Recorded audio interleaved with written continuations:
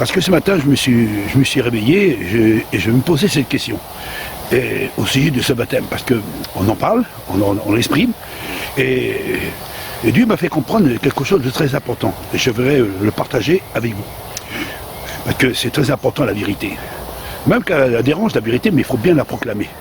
Parce qu'aujourd'hui, tous ces religieux, et tous ces prédicateurs, tous ces enseignants-là, hein, qui sont attachés au monde, parce qu'on voit bien qu'ils sont attachés au monde, parce que toute leur église, ils sont enracinés sur la terre, avec des titres, on les voit aujourd'hui. Mais moi, je veux vous donner, enfin, de sortir de ces églises et de rentrer dans la liberté. Parce que nous ne sommes plus esclaves des hommes. Nous sommes devenus des enfants de Dieu et nous sommes rentrés dans la liberté à travers de la mort du Christ et à travers de son sacrifice. Alors, il y a beaucoup qui se servent du verset, un verset qui était ajouté. Le verset qui est ajouté, c'est dans Matthieu 28, verset 19. Il dit, allez faire les toutes les nations, baptisant au nom du Père, du Fils et du Saint-Esprit. Mais c'est un verset qui est ajouté. C'est un pape qui l'a dit, qui l'a exprimé, et en plus on l'a trouvé des Bibles anciennes, en hébreu, écrit en hébreu et réécrit en français. Il est écrit noir sur blanc qu'on ne doit pas baptiser au nom de 3 personnes. Parce que c'est pas au nom de 3 personnes. C'est en une seule personne qu'on doit être baptisé. Et c'est au nom du Christ le Machia. C'est au nom de son nom qu'on doit être baptisé. Et non au nom du Père. Et non au nom du Saint-Esprit. Ça, c'est anti-biblique. Et en plus, je vais vous donner des références pour bien prouver de ce que je dis. Alors, la parole de Dieu nous dit que Jean-Baptiste, il ne baptisait pas au nom de 3 personnes. Mais il dit, repentez-vous et que vos péchés soient effacés. Car celui qui vient, il est bien plus grand que moi. Et je ne suis pas digne de délier les courroies de ses souliers. Moi, je vous prêche la repentance, mais celui qui vient est bien plus grand que moi. Et je ne suis même pas digne de délier les courroies de ses chaussures. Jean-Baptiste, il ne prêchait pas la Trinité. Il ne baptisait pas au nom du Père, du Fils et du Saint-Esprit. Mais il prêchait la repentance pour enfin de préparer le peuple à recevoir celui qui va ôter le péché du peuple. Et pour cela, je vais vous donner une réponse à ce sujet. Si nous examinons les Actes des Apôtres, au chapitre 19 et au verset de 1 à 7, l'apôtre Paul, il voit 11 personnes qui viennent à sa rencontre. Et il dit à ces hommes, vous l'avez-il reçu, le Saint-Esprit, en vous? Et ces hommes lui ont dit, non, on n'a jamais entendu parler qu'il y avait un Saint-Esprit.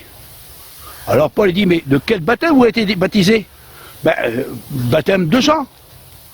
Alors Paul dit, soyez baptisés au nom du Christ le Machia, en son nom. C'est lui qui va ôter votre péché.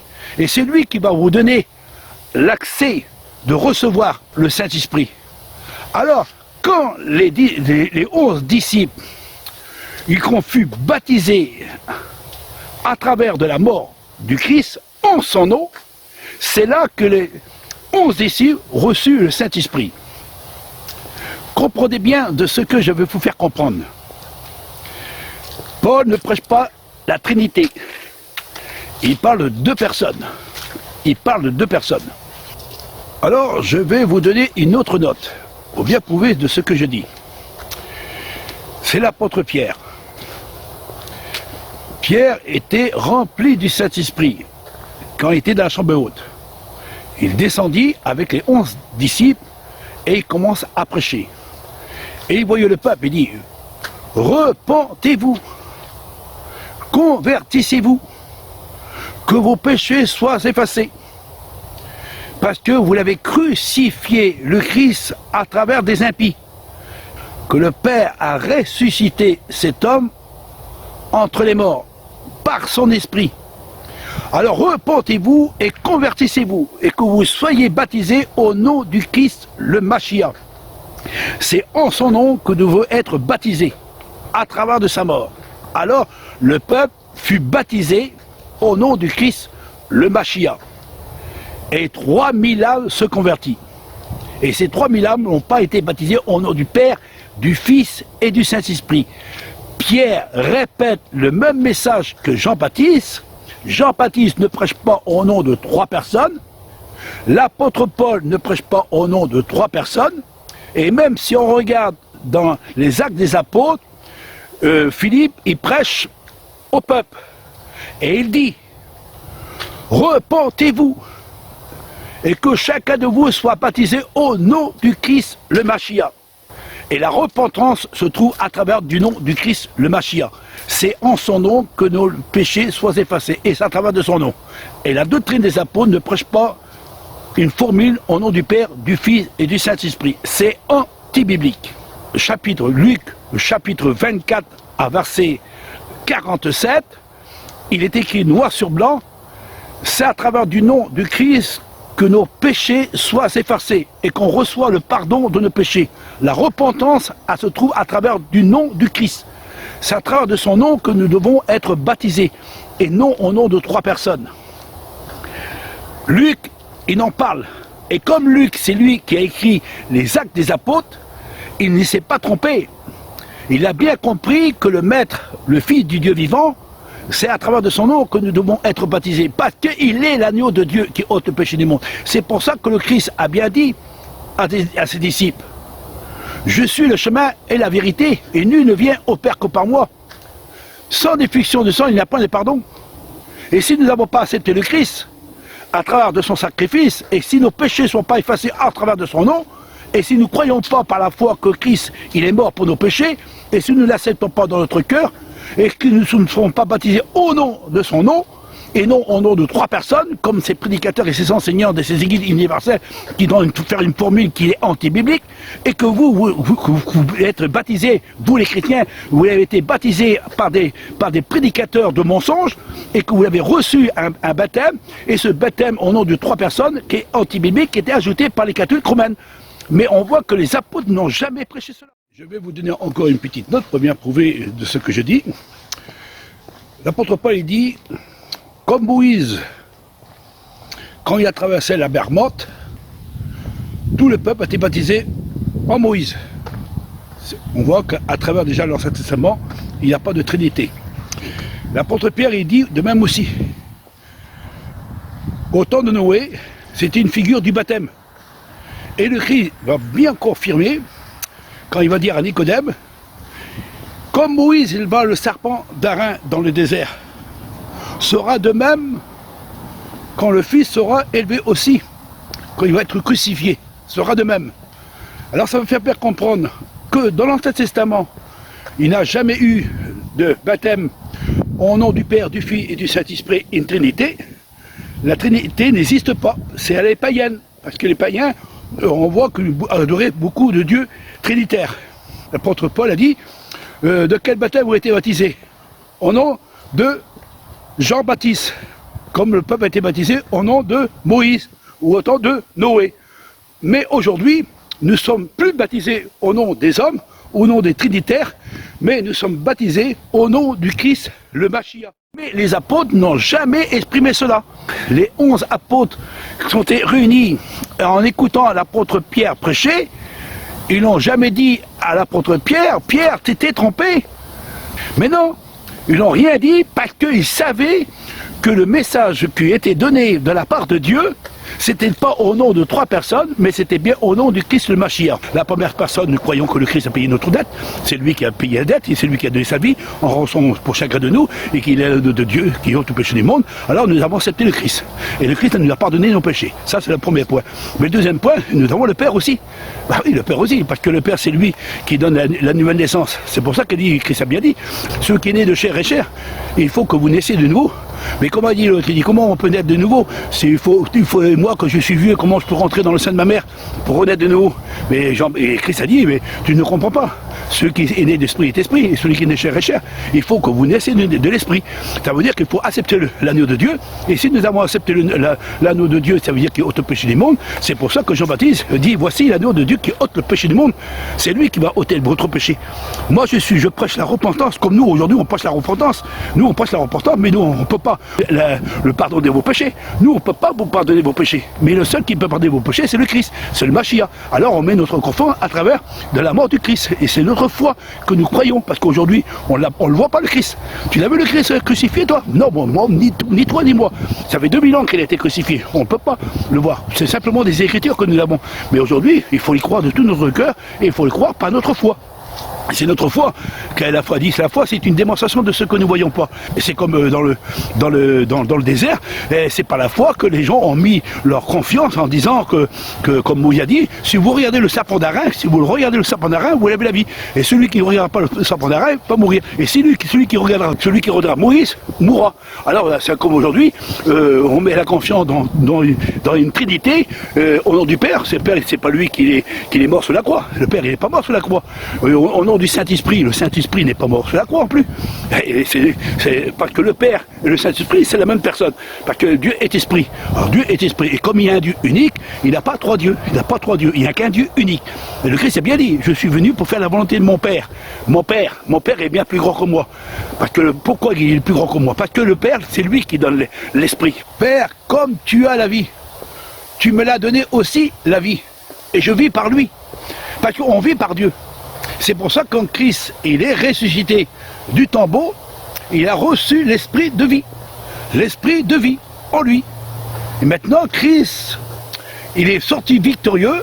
Et comme il est sorti victorieux du tombeau, par la puissance du Saint-Esprit. C'est le Saint-Esprit qui l'a ressuscité des morts. Et là, il n'y a pas de Trinité. C'est le Père. C'est le Père de notre Seigneur Jésus-Christ. Et c'est pour ça, la parole de Dieu nous parle clairement qu'il y a le Père et le Fils. Tout le long de la parole de Dieu, on voit qu'il y a toujours le Père et le Fils. Le Père et le Fils. Le Père, il parle, voici mon Fils en qui je mets toute mon affection. Et le Christ a dit, je suis venu pour faire la volonté de mon Père. Et en réalité, si nous examinons toutes les Écritures, nous voyons bien qu'il n'y a pas de Trinité à travers de l'Évangile. Alors, le Christ, il est bien ressuscité des morts par la puissance du Saint-Esprit de Dieu. C'est pour ça que les apôtres ont bien exprimé en disant « Soyez baptisés à travers de la mort du Christ et vous recevrez le Saint-Esprit. » C'est le Saint-Esprit qui nous convainc de justice, du jugement et de péché. C'est le Saint-Esprit qui nous fait comprendre qu'il faut accepter le Christ, le Mashiach. Et c'est le Saint-Esprit qui montre que Christ est bien l'agneau de Dieu qui ôte le péché du monde. Le Christ, il est venu dans le monde, il est venu de la part de son Père, et il est venu dans le monde qu'il est l'agneau de Dieu. Il est l'agneau de Dieu. Il n'y a pas de Trinité à travers du Christ. Il n'y a pas de Trinité. À travers du Christ, et dans le Christ, à l'intérieur du Christ, il y avait le Père. C'est pour ça qu'elle dit, moi et mon Père, nous sommes un. Père, je veux comme tu es un avec moi, je veux aussi que mes disciples soient un avec nous, pour enfin que eux aussi soient un avec nous. Et nous, en réalité, nous sommes dans le Père et dans le Fils. Parce que celui qui a le Fils a la vie. Celui qui a le Père a la vie. Mais celui qui n'a pas le Père n'a pas la vie. Et celui qui n'a pas le Fils n'a pas la vie. Il faut avoir le Père et le Fils. C'est bien ça ce qu'ils disaient les hommes de Dieu. Ils ne sont pas trompés. Il faut bien faire comprendre qu'à travers de la parole de Dieu, celui qui n'a pas le Père et le Fils n'a pas la vie. Alors il faut bien faire comprendre qu'il n'y a pas de Trinité à l'intérieur. C'est ça que la parole de Dieu nous fait comprendre. Et une chose est très importante, que je finirai par ce mot, parce que j'essaye de vous faire comprendre le maximum, mais on ne peut pas faire tout à travers d'une seule vidéo, il faut faire beaucoup d'études pour montrer à travers de ce que j'ai envie de vous dire. C'est pour ça que l'apôtre Paul dit, quand nous sommes morts avec Christ, c'est plus nous qui vivons, mais c'est Christ qui vit en nous. Au jour de son avènement, au jour de l'avènement du Christ, quand il reviendra, nous que nous sommes déjà morts avec Christ, en réalité on ne passera pas par la mort, parce que la mort elle est déjà faite à travers de la mort du Christ. Mais quand le Christ revient, au jour de son avènement, nous les vivants qui sont restés, nous serons changés. Mais comment on peut être changé? Et quand nous avons encore ce corps de chair, ben ce corps de chair sera supprimé, détruit instantanément pour revêtir un corps incorruptible. Parce que c'est pas l'extérieur qui va changer, c'est l'intérieur. C'est l'intérieur qui va recevoir quelque chose, un corps incorruptible. Mais ce corps extérieur, ce corps de chair, sera consommé, il sera détruit et sera revêtu, comme Christ est revêtu de la puissance de Dieu, d'un corps incorruptible, et que nous serons semblables à lui au jour de son avènement, et nous serons transformés en un clin d'œil, notre corps, et nous serons semblables au Christ. Mais pour le moment, nous sommes à travers de cette mort. Et nous portons la mort. C'est pour ça que Paul dit, j'ai hâte de quitter ce corps de mort. Parce que ce corps de mort, elle a été crucifiée. Et il y a deux combats à l'intérieur. Il y a le combat extérieur, qui est notre chair, et il y a le combat à l'intérieur, qui est notre âme. L'homme spirituel, qui est à l'intérieur. L'homme nouveau, l'homme né de nouveau. C'est pour ça que Pierre, l'apôtre, c'est pour ça que le Christ a bien dit à Nicodème, il faut que tu naies de nouveau. Il faut que tu naies de nouveau. Mais Nicodème a dit, mais comment je peux rentrer dans le sein de ma mère? Moi, je suis vieux, comment je peux être né de nouveau? Mais tu ne comprends pas. Celui qui est chair est chair. Et celui qui est d'esprit est esprit. Il faut naître de l'esprit. Ça veut dire notre esprit, il faut qu'on reçoive l'esprit de Dieu. C'est à travers de la mort du Christ que nous recevons l'esprit de Dieu. C'est à travers de la mort du Christ que nous recevons la nouvelle naissance. C'est à travers de la mort du Christ que nous serons transformés au jour de sa avènement. Et c'est à travers de la mort du Christ que nous sommes un avec le Père. Et c'est pour ça que le Christ a bien dit, à travers son enseignement, il a bien dit, je veux que mes disciples soient avec nous et que nous puissions faire notre demeure chez eux. C'est ça que le Christ a bien exprimé. Le Christ ne s'est pas trompé. Parce qu'il a bien dit, Père, comme moi je suis un en toi, je veux aussi que mes disciples soient un, comme moi je suis un avec toi. Enfin que eux aussi soient un. Mais à travers de ce que le Christ a exprimé, il ne parle pas de Trinité. Il ne parle pas de trois personnes distinctes ou trois personnes dans une seule personne. Ça parle de deux personnes, ça parle du Père et ça parle du Fils. C'est écrit noir sur blanc. Vous ne pouvez pas plus fort de celui qui parle quand même. Ne sais-tu pas que tu es le temple de Dieu et que l'Esprit de Dieu habite en nous? Alors ça veut dire que l'Esprit de Dieu habite en nous. Alors il n'y a pas trois personnes qui habitent en nous. Il n'y a pas trois dieux qui habitent en nous. Il n'y a qu'un seul Dieu qui habite en nous. C'est le Dieu créateur, le Père éternel. Et c'est pour ça qu'il a dit celui qui a le Père à la vie, mais en condition que nous avons le Fils en nous. Et le Fils, c'est lui qui nous a pardonné nos péchés. Il est l'agneau de Dieu qui ôte le péché du monde. Il y a bien une distinction entre le Père et le Fils. Le Fils, c'est l'agneau de Dieu, et Dieu, c'est lui qui donne la vie. Alors, en réalité, rappelez-vous ce que l'apôtre Pierre a dit, vous l'avez crucifié cet homme. C'est bien Dieu qui l'a ressuscité des morts. Alors, vous voyez bien que la parole de Dieu, elle conforme bien qu'il y a simplement le Père et le Fils. Il n'y a pas trois, comme vous dites à travers votre enseignement. Vous êtes tout à côté de la vérité. Alors, je sais que ça va déranger encore ce petit message que je suis en train de vous apporter, mais la vérité, il faut bien la proclamer. Alors même que la vérité, elle vous dérange, mais il faut bien... La seule formule trinitaire que nous trouvons dans toute la Bible, elle se trouve dans un seul verset de Matthieu, dans le texte grec en fait. Alors voici ce texte. C'est Matthieu 28, chapitre 19 à 20. Allez donc et instruisez toutes les nations, les baptisant au nom du Père, du Fils et du Saint-Esprit, et leur apprenant à garder tout ce que je vous ai commandé. Voici, je suis avec vous tous les jours jusqu'à la fin du monde. Amen. Texte hébreu de Matthieu du Shem Tov, le Matthieu hébreu donc, qui est le plus proche du texte source hébreu de Matthieu des origines, n'a absolument pas cette formule trinitaire dans le texte. Voici ce que nous lisons. Matthieu, chapitre 28, versets 19 à 20 du Shem Tov. Allez garder vivantes toutes les paroles que je vous ai décrétées en témoignage pour le monde. Ou alors une autre traduction possible est allez enseignez-leur à garder toutes les paroles que je vous ai prescrites pour tout. Joseph Ratzinger, le pape Benoît XVI, aurait reconnu dans son livre La foi chrétienne hier et aujourd'hui, pages 50, 51, 53, a été modifié au IIe ou IIIe siècle par Rome. C'est un pape qui le dit. Eusèbe de Césarée citait ainsi Matthieu, chapitre 28, verset 19. Allez donc, de toutes les nations, faites des disciples en mon nom, leur apprenant à garder tout ce que je vous ai prescrit. Ce qui correspond, ce qui est assez proche avec le texte Matthieu hébreu du Shem Tov, ici. Cette citation n'est présente que là, dans toutes les saintes écritures. Dans tous les textes du Nouveau Testament, cette citation qui rappelle la Trinité ne se trouve que dans ce seul verset. Et nous voyons qu'en réalité, dans ce passage, ce verset n'y était pas auparavant. Même un pape le confirme. De plus, nous constatons que jamais les apôtres n'ont enseigné à baptiser, à immerger, avec la forme trinitaire, avec la formule trinitaire.